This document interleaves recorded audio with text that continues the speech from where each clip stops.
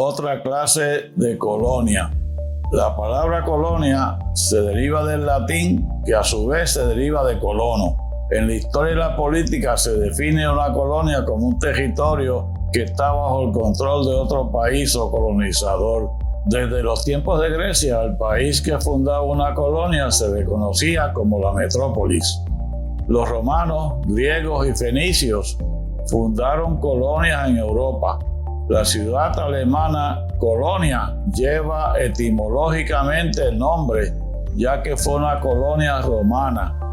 Colonia es la cuarta ciudad alemana más grande y está localizada a ambos lados del río Rin y a solo 80 millas de Bélgica. Es famosa por su catedral y por su universidad. Puerto Rico es al presente la colonia más antigua del mundo. Pasó de ser colonia de España a Estados Unidos en 1898 como botín de guerra como resultado de la guerra hispanoamericana. Desde entonces, y por el Tratado de París, el Congreso norteamericano tiene un control absoluto sobre el territorio de Puerto Rico. Es curioso que al crearse el Estado Libre Asociado y su Constitución en el 1952, se pretendió hacer creer que ya teníamos un gobierno propio y que dejábamos de ser una colonia de Estados Unidos. Para esa época, todos los puertorriqueños con mayoría de edad fueron engañados. ¿Cómo pudieron creer que ya no éramos una colonia cuando la Constitución de Puerto Rico tuvo que ser ratificada por el Congreso norteamericano y se eliminó la sección 20 que trataba sobre garantías sociales tales como la educación, salud y el retiro? ¿Qué país del mundo tiene que someter su constitución para ser ratificada por otro país? No había que esperar tantos años hasta la solución del caso Sánchez Valle versus Pueblo de Puerto Rico y la imposición de la Junta de Supervisión Fiscal por el Congreso norteamericano para comprender que seguíamos siendo una colonia de Estados Unidos.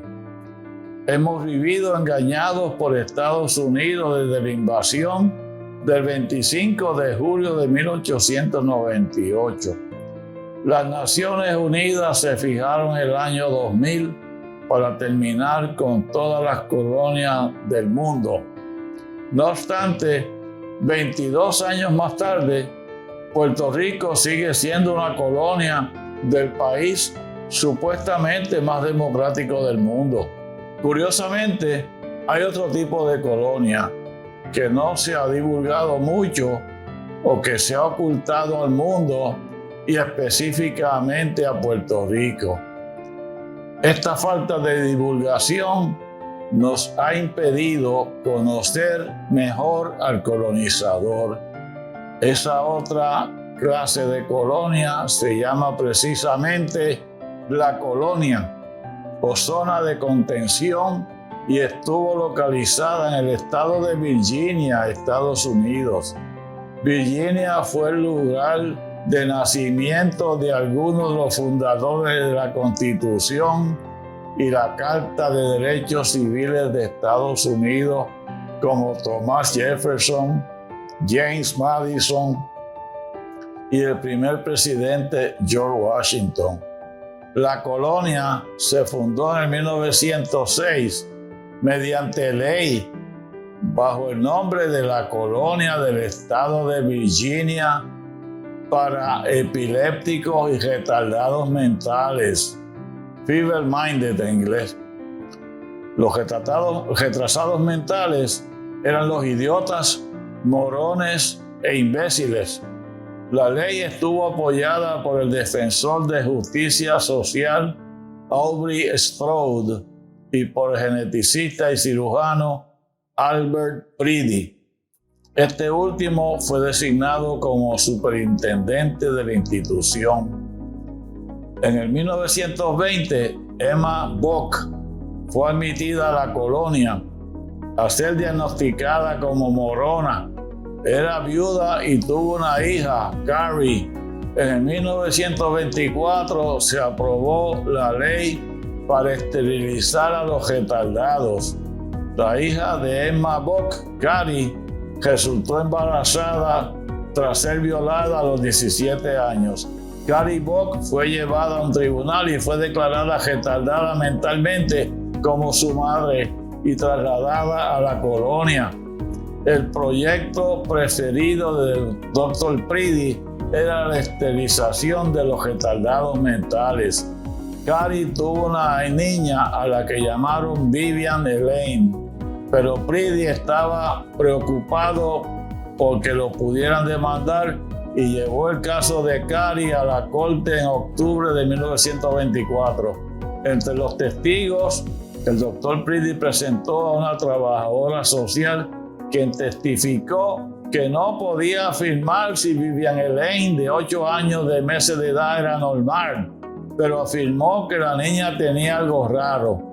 La autorización para la esterilización de Carrie fue decidida por las Cortes Inferiores y ratificada por la Corte Suprema de Estados Unidos. La Corte Suprema ratificó 8-1 la Ley de Esterilización de Virginia de 1927. El juez Oliver Wendell Holmes Jr. inmortalizó el caso con la frase: 3 generaciones de imbéciles es suficiente. Es evidente que las cortes tienen prejuicios y en muchas ocasiones deciden injustamente. Esa frase fue citada en los juicios de Nuremberg, Alemania, durante la defensa de los nazis acusados por sus experimentos de esterilización. Carrie Bock murió en 1983.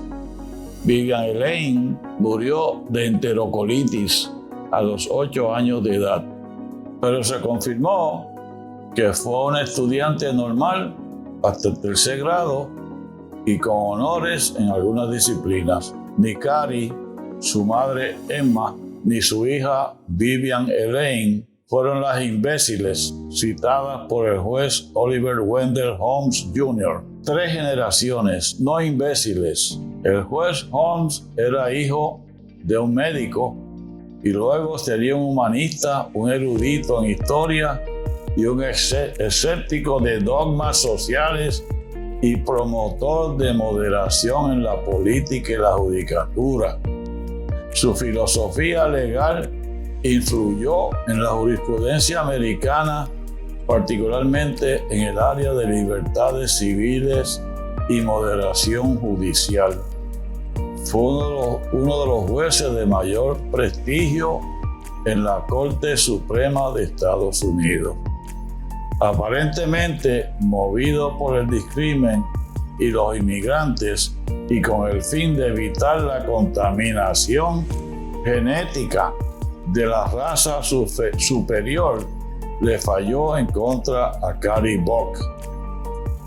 Es inconcebible que este tipo de comportamiento sea perpetrado por unos inmigrantes que vinieron a América desde Inglaterra, huyendo de la persecución religiosa y política, y que terminen actuando de la misma manera. Esto demuestra que battered children lead to battered parents.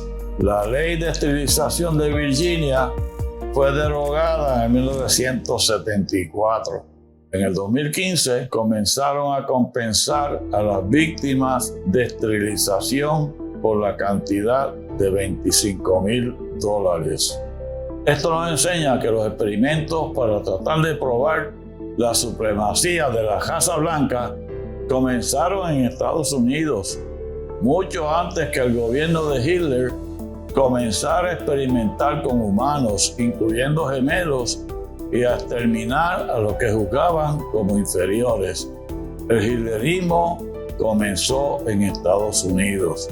72 años después de finalizada la Segunda Guerra Mundial, resurge en Estados Unidos el culto a la supremacía blanca y el rechazo y aislamiento de los inmigrantes.